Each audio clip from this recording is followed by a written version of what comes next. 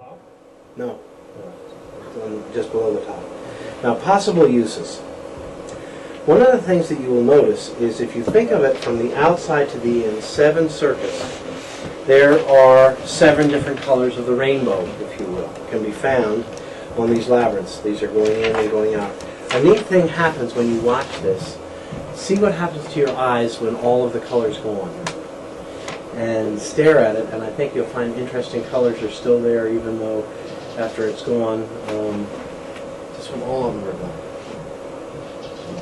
There, did you see it? Yeah. There's no right way to walk a labyrinth. It's like, how do you worship Jesus Christ? Well, it depends upon if you're a Greek Orthodox or a Seventh-day Adventist or a Methodist or a Catholic or Episcopalian or a evangelical. Everybody does it differently, and it's all okay. Well, this is the same. There's no right way to walk a labyrinth. Certainly, at a minimum, kids love to run them, and it's great for kids to run labyrinths. It's very good for them and healthy for them. But as an adult, you can walk it as a meditational device, and you can just, and many monks did in the Middle Ages, walk these medieval times, walk these as meditations. But you can also stand at the mouth and state an issue that's up for you and start walking. And maybe, what am I going to do about my mother? Okay? And then just use my mother, my mother, my mother. That's your mantra as you're walking through. And just be open and keep focused on my mother. And you might be amazed at the kinds of things that come to you. Now you can also get even more specific than that. And you can do different things on different paths. And if you're, where is the word chakra? Anybody heard that for the first time today? Everybody's heard it before. Okay.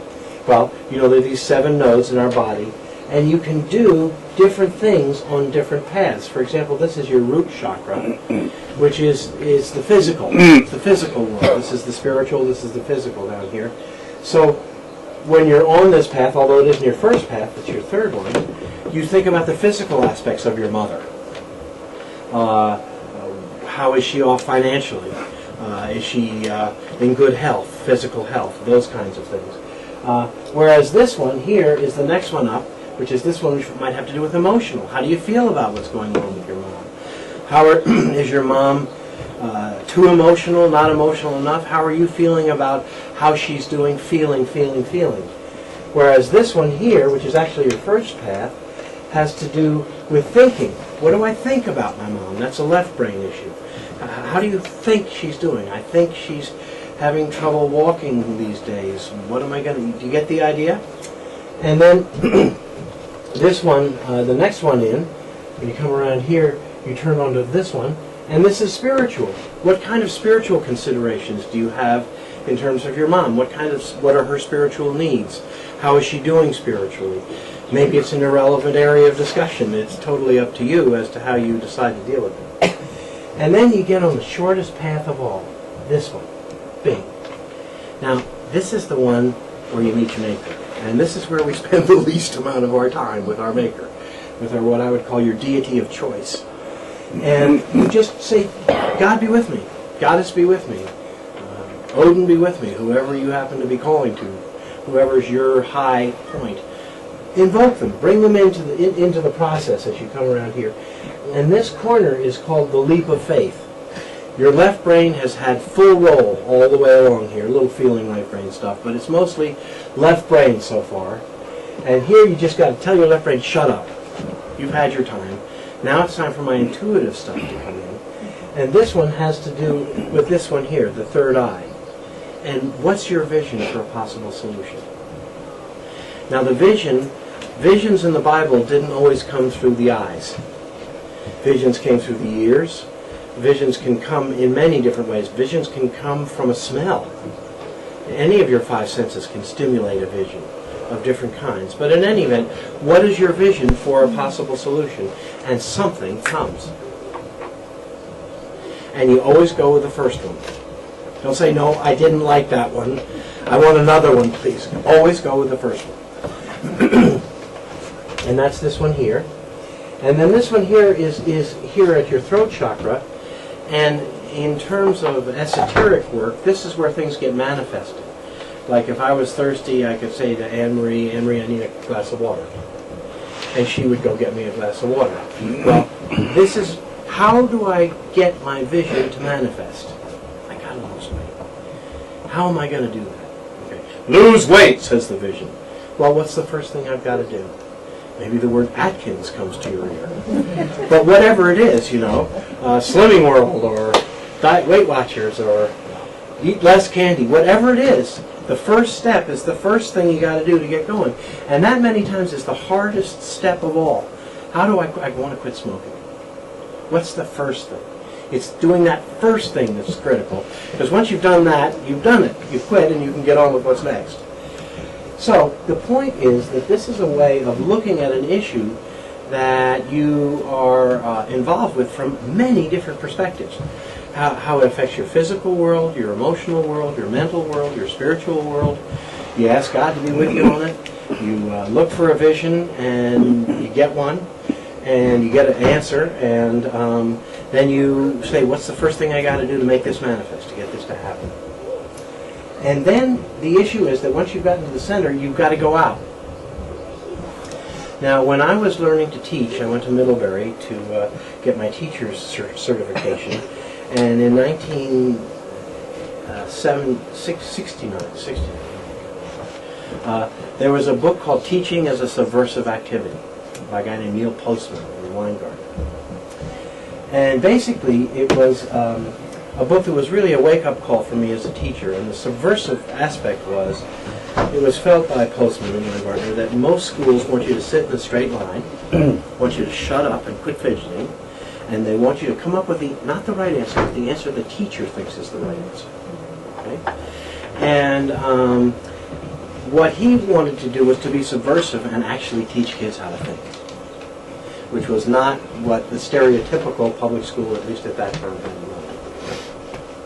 And his first chapter was called Crap Detecting. And it's how to tell when your teacher's full of crap. And you know, oh no, they're always right there. There's no everything. Well, not always. And so this is an incredible crap detector. Because once you've gone through here, labyrinths aren't always right.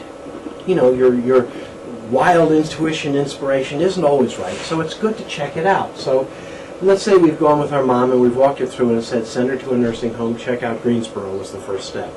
I'm just making this up quick to go through. So what you do on your way out then is you say, okay, I'm going to check out the Greensboro nursing home, and I think it is a nursing home, she needs to go to a nursing home. Thank you, God, for doing this. Then you turn on your detector, as it were. And how is that going to affect Mom and you spiritually? How is it going to be on the physical level? You got the finance to pull this one off? Da-da-da-da-da. How is she physically ready to be in such a place? How do you feel about it? Well, of course I feel bad, but I feel maybe this is the right thing to be doing now. And then finally, what do you think about it? Does it think right? And so it's a holistic way of looking at issues that are up for you. And making your right brain work for you on demand, which is what I'm really interested in, is learning how to get those aha experiences more often than twice a lifetime, or however often they do occur. You can find out more about this in my book, Labrynths, which is up there, and it talks about this technique. Or you can also go to my website, which I'll give you in just a minute, which has it as well. Now, there are many other labyrinths around the world, and they don't necessarily look like what I've been drawing. For example, here we are in Nazca in Peru, and on the Pampa Ingenio, hi Fang, there are a number of figures that are drawn, and they're labyrinthine figures in that they're all made with one line. You see? How they're all made with one line. This monkey, for example, you go in at the anus, around, and then out again. This spider, which is one they didn't know until the Nazca is about 500 AD, CE, and they didn't know about this particular brand of spider, which actually comes from the other side of the Andes in the Amazon River area, carries her eggs on just one leg, the same leg all the time, and they didn't know this until they had microscopes good enough to check out and see that. And you want to guess which leg it was? The leg they come in. So it's just, it's really quite amazing. It's this leg here. They always carry them on this leg. Now, this is a kind of labyrinth that we're used to, only it provides an immediate escape route rather than turning around to go out. And indeed, there are ones like this elsewhere as well. But these were built on a plane where literally all you have to do, I don't know how well you can see this picture, but you might see car tracks in there. And it's so dry that there's a desert varnish on the canvas of the desert, if you will. And you just have to scrape the rocks aside and it turns white underneath. This is from the southwest United States. Perhaps you've heard the term Papago Indians. They call themselves the Odam. And this is a man in the maze, it's called, but it's a labyrinth. And it's a classical 7-circuit labyrinth, except when you get to the corners, they turn into the center. But it's exactly the same as that one. It's just that they're turning into the center. So you come in here and around. Another example, so you can see that this is this one is this a right-handed or a left-handed? Left-handed. Left-handed, yeah.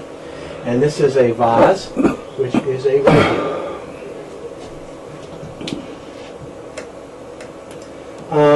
Now, in the Gothic time about 1000 AD, they started putting rather wild labyrinths in Gothic cathedrals in Europe. And the ones down below are more Roman. These guys are more Roman. But up in here are Gothic kinds of labyrinths that were in the cathedrals, in the floors of the cathedrals. The biggest and best example is at Chartres, which is just west of Paris. And this particular labyrinth has absolutely caught Christian America right by the throat. And a lady named Dr. Lauren Chartres has popularized the Chartres labyrinth in churches all over the United States. And churches are building labyrinths like crazy all over the United States. Even on some small islands in Georgia, they're considering doing it. And that was a slide for something, but I just thought I'd throw that in. And this particular one is, if you think of the cathedral as Christ on the cross, it's at his knees. So you walk in at his feet, and it's at his knees before the transept here and the choir up here. And it's a wonderful labyrinth. You've watched the path of it before. But here's a way you might consider using this one. We talked about these 4 elements of physical, emotional, mental, and spiritual before in terms of the use of the other one. Well, this could be the same thing. Maybe what you do is you walk in, you say, what am I going to do about my mom?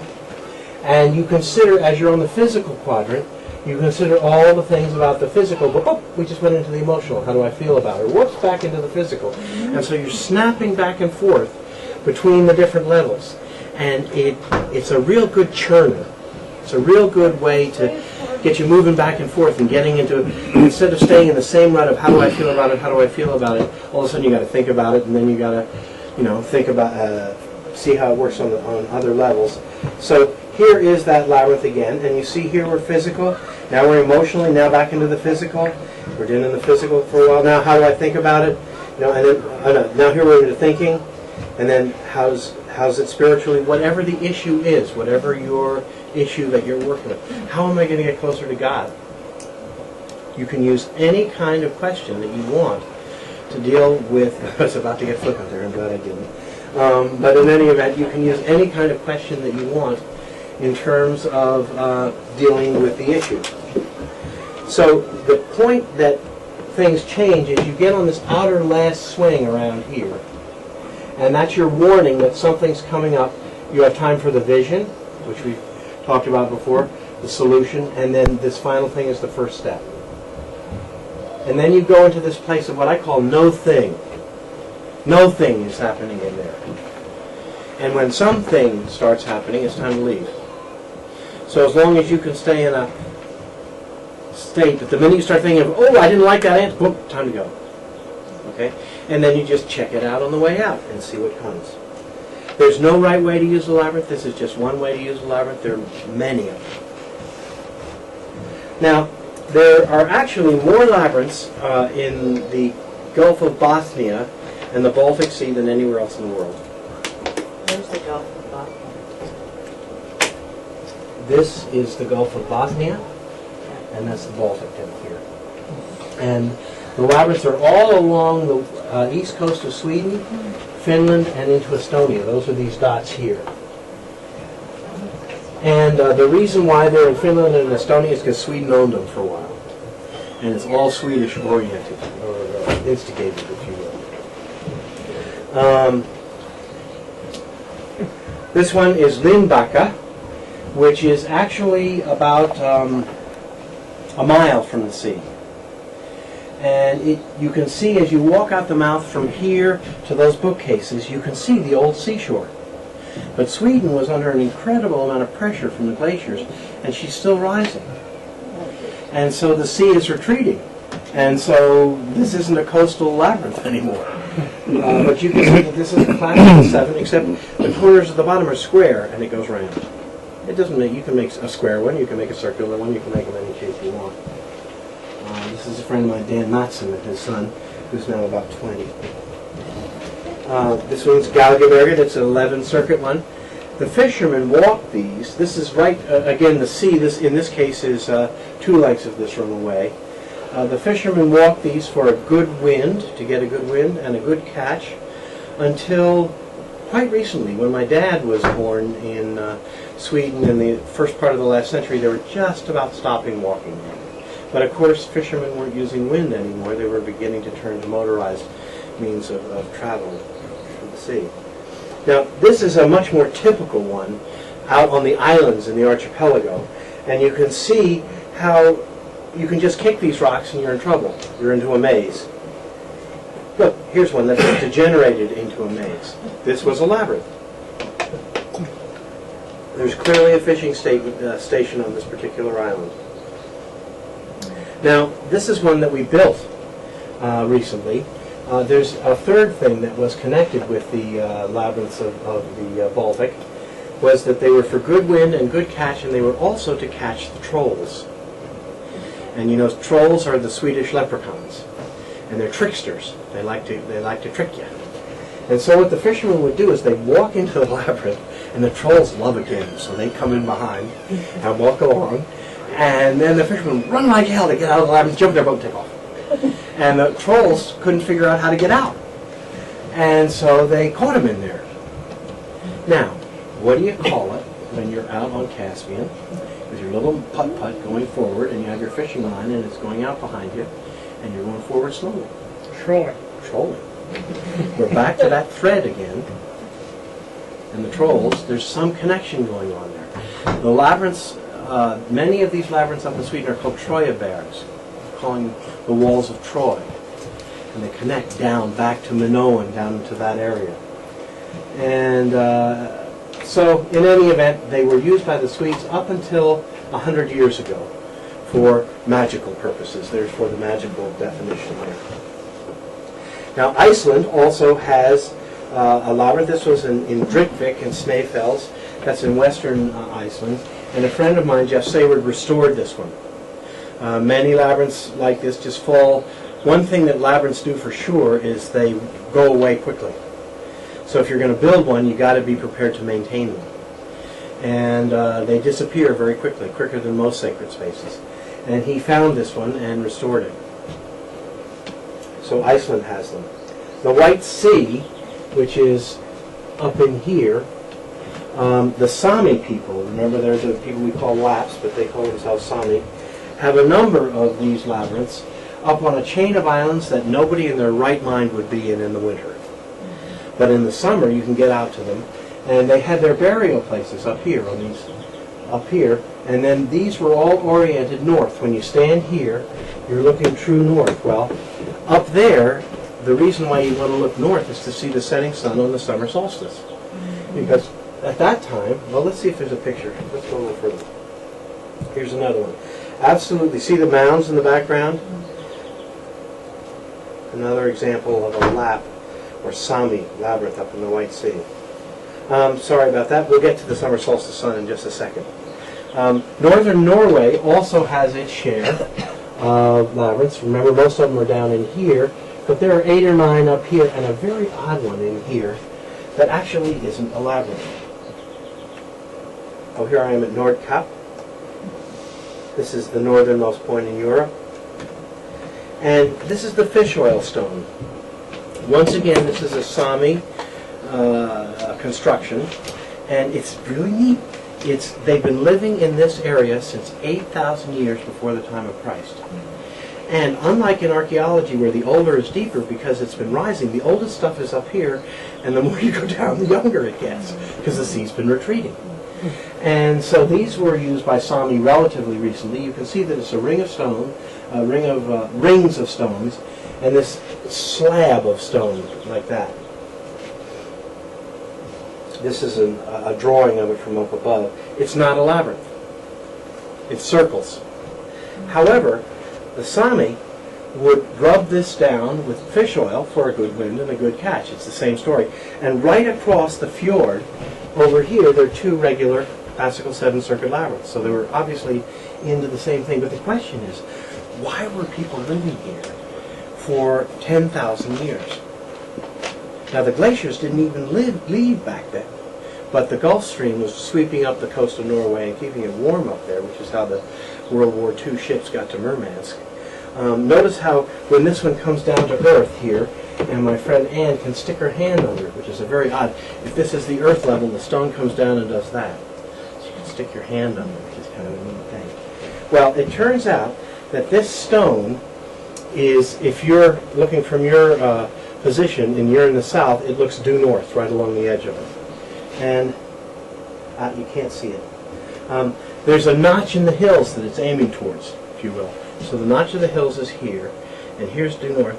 And at the summer solstice, what I think happens is the sun comes down the hill and then goes back up again. Which is really, that only happens above the Arctic Circle. Which would be really neat, and it would explain why they were so interested in that place. Here is the summer solstice sun, not going any lower. Now there are new labyrinths. You've seen a couple of them already. You can maybe see in the background the Glastonbury Tor. You see the little tower sticking up. This is one of the earliest labyrinths that I worked with in Glastonbury, and it was just basically cut by a lawnmower. This one is made out of pegs and string. Really good way to spike your ankles. If you're not careful, this one was down in Cornwall. Magical, very magical one. You can build them on the sand on the beach.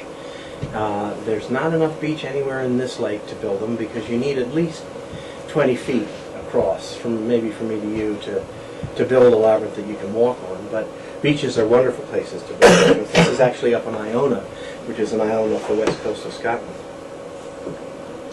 You can build them out of feathers. This is Harbin Hot Springs in California. And actually, it was a beautiful Clover labyrinth that's based on this stone drawing in Newgrange on the right-hand side. But there are a lot of deer in Harbin, and they ate it. So it's not there anymore. Oh well, so is that. Now, this is the kind, like you saw in Nazca, where you walk on this white line, and you get to the center and then come straight out. It's an escape one, if you will. And this one was actually a fire labyrinth. And you cover it with sawdust and soak it in paraffin or kerosene and light it. And it's an interesting experience to walk through it, let's put it that way. It's not my favorite of labyrinths. It's pretty well pouring petrochemicals on Mom, Mother Earth. And from that point of view, I'm not too happy about it, but it is a spectacular experience to walk through. Where's that one? That one's in Devon, in Exmoor, in England. And of course, the next morning, you just rake it away, and the next year you don't see any evidence that it was there. So look, actually, there, that was the next morning. That was the night before. Now this one is here in Greensboro, and I would invite you, after this talk is over, to come and walk it with me, if you would like. It's at my house, my son's house, Lucas's. You all know where Caspian Hot Glass Studio is. It's the driveway just before that. And after this, we'll go up and we'll walk it and give it a try. See if you like to. This is, I think, the labyrinth. Interest in labyrinth comes in flows and then ebbs and flows and ebbs. And the modern flow of interest in labyrinth started around 1985. And this is, as far as I know, the first labyrinth in the United States of this new flow of interest in labyrinths today. This is a shot of it in the winter.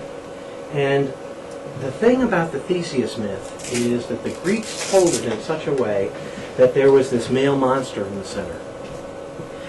But Ariadne was the mistress of the labyrinth. She's known in Minoan mythology as the mistress of the labyrinth.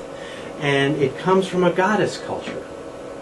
And instead of this dark monster male in the center, perhaps you can find a goddess in the center.